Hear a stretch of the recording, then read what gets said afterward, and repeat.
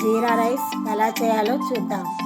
కావాల్సిన పదార్థాలు: beans, carrot, పచ్చిమిర్చి, జీలకర్ర, బటర్, ఉడకబెట్టిన బాస్మతి రైస్. ఇప్పుడు ఒక బౌల్ పెట్టుకొని అందులో 2 టేబుల్ స్పూన్ బటర్ వేయాలి. బటర్ వేడి అయిన తర్వాత మనం కట్ చేసి పెట్టుకున్నటువంటి క్యారెట్, బీన్స్, పచ్చిమిర్చి వేసి కలుపుకోవాలి. ఇప్పుడు ఒక ఆనియన్ని కట్ చేసి వేసుకోవాలి. ఇవి మొత్తం కొంచెం ఫ్రై అయ్యే వరకు కలుపుకోవాలి. తర్వాత జీలకర్ర, కొంచెం సాజీరా వేసి కలుపుకోవాలి.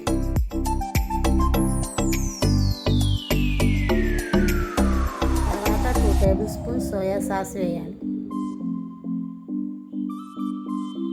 ఇవన్నీ మంచిగా కలుపుకొని మనం ఉడకబెట్టిన బాస్మతి రైస్ వేసి మొత్తం కలిసే విధంగా కలుపుకోవాలి.